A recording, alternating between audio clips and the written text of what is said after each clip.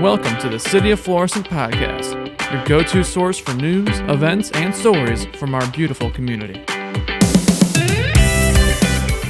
Good afternoon. I'm Mayor Tim Lowry, and welcome to another edition of the Mayor's Podcast Show. So with me today is Elise Bender. She's with Hispanic Festival Incorporated, and we're here to talk about the Fiesta in Florissant, which is going to be June 21st and 22nd. Yeah. Well, welcome. This is our 22nd year doing this. Is that correct? You know, I think I lost count, but Right. We've been doing it a while. Yeah, it's always such a great event, such a great weekend. So let's talk about some of the entertainment that's going to happen this weekend. Well, we're really excited with a pretty diverse array of entertainment this year. So we have a lot of bands coming. We have about 6 bands coming. So really excited. We have a Samba Bomb, that's a Brazilian band. They're very popular in the area. We have a new Latin band, Salzone. They're coming. We have for Saturday evening, salsa band from Chicago called Chicago Latin Groove. They'll be performing salsa, so that's a lot of fun. And then on Sunday, we have an Andean band, Inti Ilya. They're coming. We have Banda Artilleros. That is a Mexican band that is coming. And then from Mexico, we're really excited. La Lluvias del Norte, they are an all-female Mexican band, and they are traveling in. And I think one of the first stops in their U.S. tour is here in Fiesta and Florissant. So we're really excited for That's those exciting. bands. Yeah. You don't normally get that much entertainment from outside St. Louis, do you? Is this... You know, the last few years we have actually. I think with Fiesta and Florissant growing, and not just the festival growing, but the community growing. Right. We have just, we've expanded our reach for entertainment, and I think that started probably about four or 5 years ago. We kind of expanded, and it's gone over really well. And the Hispanic, like I was saying, the Hispanic community is growing. Yes. And so with that, we also want to bring entertainers or performers that maybe have not performed in St. Louis or rarely are here in St. Louis, to come here, and family can come and watch them for free. So so we like that. And that is the thing, is it's free admission. Yes. I mean, obviously you have things like a little bit of food, some drinks and things like that you got to pay for. But all the entertainment's free. There's a lot of dancers that come in, dance groups come in. Yep. And what are the times the festival runs? So it's Saturday the 21st, 10 to 10, and then on Sunday the 22nd from 11 a.m. to 9 p.m. And this year, the opening ceremony, I believe, is at 2:30 on Saturday?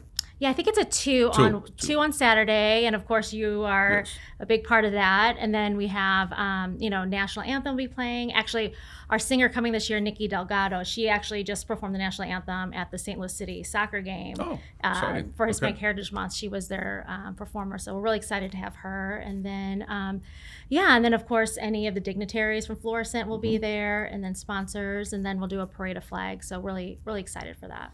Yeah, it really is. It is pretty neat. And of course, I think there's some dance groups that perform right before us. Is that correct?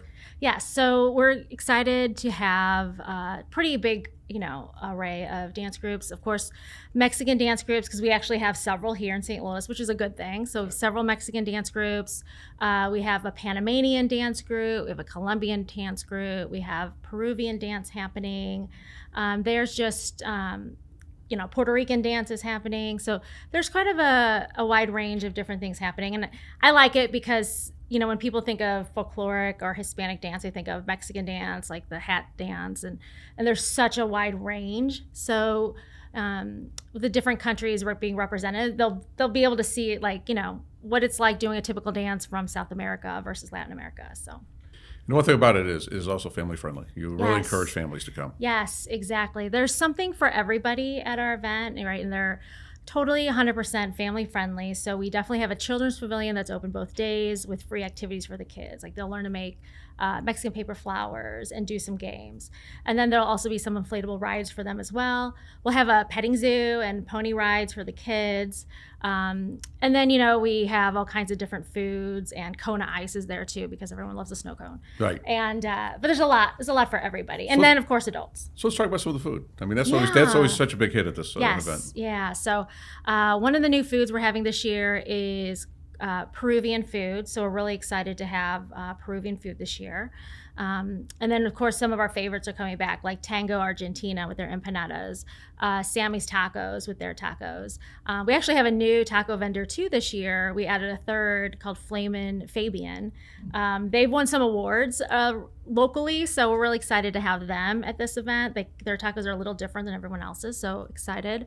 And then, of course, Sur Sabor, the Chilean and Colombian and just a wide range of types of food. I know there's always a lot. I know there's always a lot of food vendors. That's for sure. That just seems to be, food seems to be, I would say, tied with the music, like one of the number one things why people come out.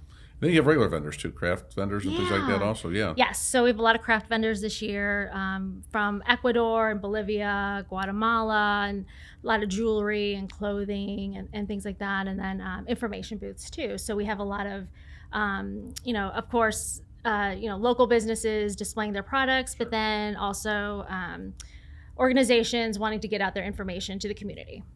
Yeah, it just seems like every year that I've been, which has been quite a few now, probably the last 15 plus, it just seems like it keeps getting bigger and bigger. Yeah. More and more vendors. I mean, last year, there was just a vendor on top of vendor. I mean, there was just so many people there last year and so many vendors. Yes, exactly. And it's a good problem when you have to turn down vendors, Sure. So I still have a mind frame of 20 years ago, like hoping people will want to participate. And now, we're having to turn down people because we just don't have the room. Right. So that's a good problem to have. We try not to do that at all, but, it comes to that. But yeah, we'll have a packed house and it'll be full of vendors, food, crafts, information, and there'll be something for everybody. Absolutely.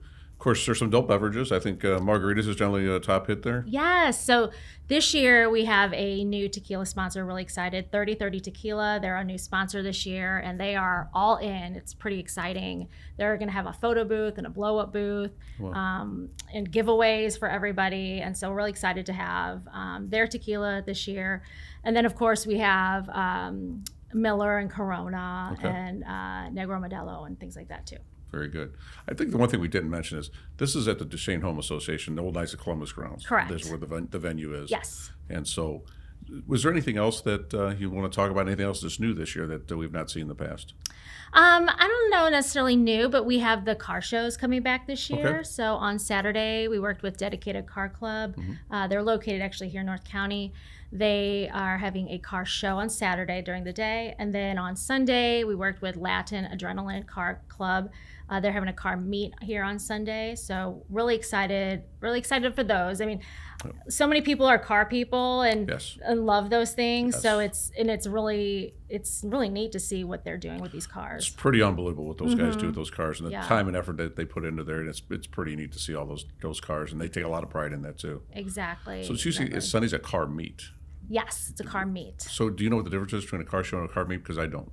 I think I do. So car show is when you come and you compete for like a prize, and really show people. A car meet is anyone can come and just, park their car and, just kind of enjoy. Yeah. Okay, gotcha. Yeah. So at least I know that you make some money off of this. So what do the proceeds for this event go to? So while some of it goes back into doing this festival again for next year, a large portion of it goes to college scholarships. So we award, last year I think we awarded 5 college scholarships. This year we're hoping to do more than that. But we do college scholarships, and then we adopt families during the holidays. And then we do an outreach event in January called Dia de los Reyes. It's a Three Kings Day, but where we give out coats and blankets and groceries, things like that. So everything we try to do, any money we make, either go back into the festival to have it again or give right back to the community. No, you guys have always done that. I mean, you guys honestly have. I mean, it's such a great thing that you have this great event and then you turn around and you actually give it back to the community, and we certainly appreciate that. Oh, thank you. Well, Elise, thank you for being here again this year, and certainly continue this tradition on for the last 20 plus years here in the city of Florissant. We certainly appreciate the event, and so many people come out, and it's just a great weekend. Thank you so much. Thanks for always hosting us and having us, and we love being here in Florissant. Thank you. That concludes another edition of the Mayor's Podcast Show. We are Florissant Strong.